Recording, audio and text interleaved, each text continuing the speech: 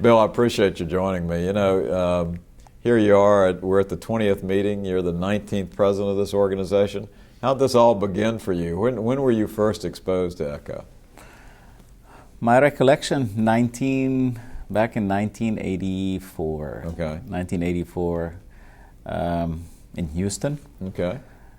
Mike Quinones was the director of the lab. Okay. And I saw in this technology something that was very unusual and challenging and interesting. Is I would examine a patient, test myself whether the murmur was there, yes or no, put a transducer, and get an immediate feedback as to what the situation was. I felt that had tremendous promise, but it challenged me even to improve my clinical skills as to diagnostics, etc. So it was immediate feedback, immediate gratification. The thing that has always struck me about ECHO as I look back on it is the ability to understand pathophysiology and to play a role in management of diseases, direct therapies, and all that stuff. So that's really what you were seeing in this, weren't you, early on? An immediate feedback in real time, which is still the same thing. The principle of ultrasound has been the same since the Edler days. And every time we ask a different question, and we push the technology further and further. And we started with just imaging what the structure is like. Then we asked about Doppler and its effects. And then we asked about flow. And every time we ask a different question, we just adjust the technology to give us that answer and its impact on management, diagnostics. But the principle is still the same. It's just how you ask a question and work the technology to improve further. And it's amazing what we've seen over the years. You've never had a ticket out of Houston. You've been there since '84, is that right? Stuck in Houston? I'm glad I'm stuck in Houston, actually. I've really enjoyed it tremendously. I've enjoyed it tremendously. Where I was going, and I didn't mean to use the term stuck in Houston, but you've been there. So you're in Houston. It's the motherlode of cardiac surgery and all that stuff. As you look at the impact that ECHO's had, we know its impact, but to me, one of the things that's been fun is the surgeons and the interventional cardiologists. So, what are your reflections about the role that ECHO has had in the surgical world? From the early days, actually, the big surgeons who really made Houston as the mecca of cardiovascular surgery, and Dr. DeBakey, Dr. Stanley Crawford, we were in the early days, even as a fellow, we interacted a lot with them. We go to the operating room with them, and actually they embraced echocardiography from the beginning. And I recall Dr. Stanley Crawford, obviously, whose main contribution was the newer technologies of repairing the aorta. The best technology was a surface echocardiogram to look at the proximal root of the aorta. So these surgeons embraced the technology very early on, and we've really worked together tremendously over the years. It's been very gratifying. That's dynamite. How did you get involved with the American Society of Echo? Has it just sort of happened, or do you remember any moment in time? It was through the mentorship. I think, as a fellow, I think you get exposed to your mentors, and I think Mike Quinones was my mentor, and we grew actually as colleagues and friends, and we've had friendship and that relationship more than 25 years now. I think it's been very special, but he's the one who's introduced me early on to the American Society of Echo. And at these scientific sessions, we talked about the first scientific sessions of the American Society. I recall that very well, and I think it was nice to reminisce about what was there. And I think the society has had an important influence on, one, our involvement, two, on the growth of echocardiography and its impact in the clinical arena, be it diagnostics, even therapeutics or guiding therapeutics, and importantly, management of patients. So it's been a wonderful involvement in the society. At the time we're doing this interview, your presidency, the 19th presidency, is coming to a close. You've had an interesting time. The economy's been fabulous. Money's been flowing. You managed the society at a time when economics and seriously, I'm making light of a very difficult situation for a lot of people, has been difficult. what's your reflection on that?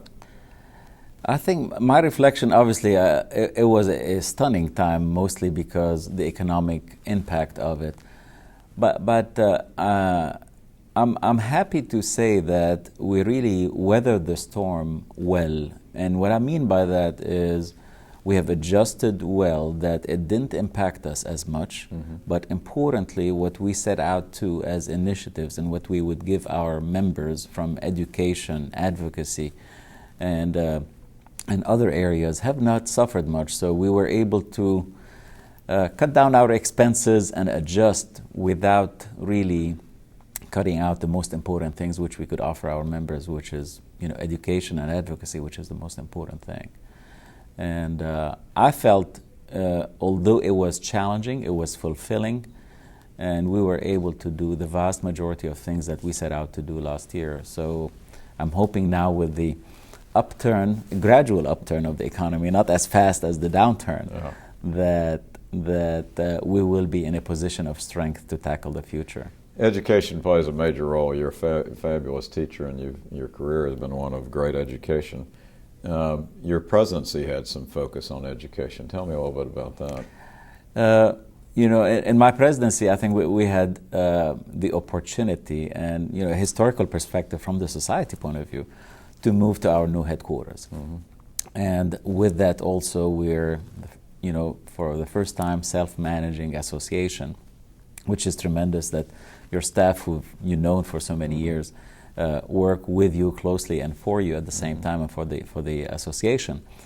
And when we moved there, we started, now that we have this place that we call ours, is to offer something for the membership regarding learning and education. And particularly since we are more focused, in addition on the diagnostics, is on the imaging and computer manipulation, particularly with 3D and others, that we felt having a learning center either in proximity or adjacent to the institution would be tremendous. So I'm glad to report that the board actually just a few days ago, after going through all what we needed to go, is approved actually the ASE Learning Center for us to start giving courses, hands-on courses for our members to learn the latest in the technology and hopefully improve quality of their interpretation and their studies back home, and the ultimate goal of improving patient care. So that's, I think, has been a major accomplishment I felt over the past year.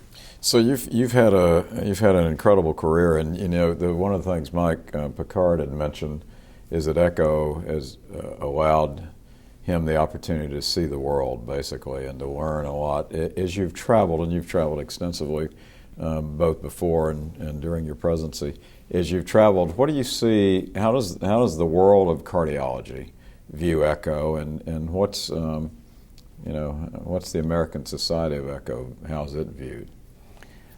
I think the world of cardiology views it as an intricate part of what we do.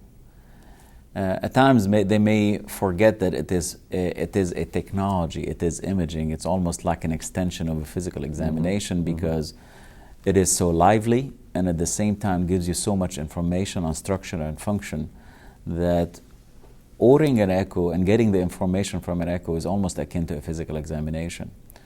So with that, certainly there is an embracement of the technology, but we cannot take that for granted. Mm-hmm. I think we have to keep innovating, and in a multimodality imaging or imaging in general, this is, I think, our challenge for the future is to keep the innovation while at the same time incorporating it in our diagnostics and management. But I think people have a good regard for it. We have a challenge, and the challenge is to maintain our quality and innovation at the same time. So part of our mission, and I know the mission of many of the presidents, is to make sure to ensure quality, appropriateness of the studies, and the technical quality of the studies for the betterment of patient care. So you're still a young man, and you've across the spectrum of time. What's the echo machine of the future going to look like, and who's going to be doing the echoes? I think the echo machine of the future will be probably less voluminous, more compact. It doesn't have to be only handheld. I think we have to pack in it enough power to be able to give us 3D real-time information. Mm-hmm. Yes, there will be a niche for the very portable ultrasound machines that most likely will be in the clinics also, Mm-hmm. because as I see health economics changing, that most likely we will be dealing with some bundling of care, Mm-hmm. and a quick answer to a clinical question may be best given by a very quick directed examination. But also I could see a place for comprehensive work where you would have real-time 3D, high resolution with Doppler information, everything that you need, obtained with a much shorter period of time and more time spent on basically analysis and segmentation and looking at the various structures and function. So the acquisition would be less, computers will be very powerful, and you'll have a lot of automation. So after this quick acquisition, you'll have automation of structures, diagnostic, function, etc., that an individual would interact much less with it. And the role of the sonographer also will be much more on the processing as opposed to acquisition up front. The total time probably will be the same, but much more on the processing and less on the acquisition. Or you've lived through a bearish time in the economic terms. Are you bullish on the future of echo? I'm very bullish on the future of echo. Not only from further innovations, and at least we can see a path for it. There are some other things that may come without us thinking about them, but I think the path, at least charted at this stage, real-time 3D imaging, much better diagnostic, much better resolution, at least for the next few years. Beyond that, the sky's the limit. But many people ask, where would echo stand in a world of multimodality imaging? Right. And I think it has a very strong stand. In my opinion, I'm very bullish on it because, one, we've been tested from a cost effectiveness and value of echocardiography. So if you look at the other modalities, I think we're very cost effective, certainly non-invasive, without radiation, and very portable. So in delivery of care and diagnostics, this is the best place to be. Yes, the other modalities will complement and answer some questions that echocardiography may pose. But I think we will be still the mainstay of cardiology and diagnostics, for the long term.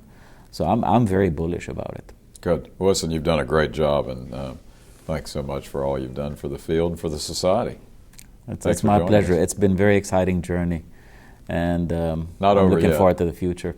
Not over yet. Thanks, Bill.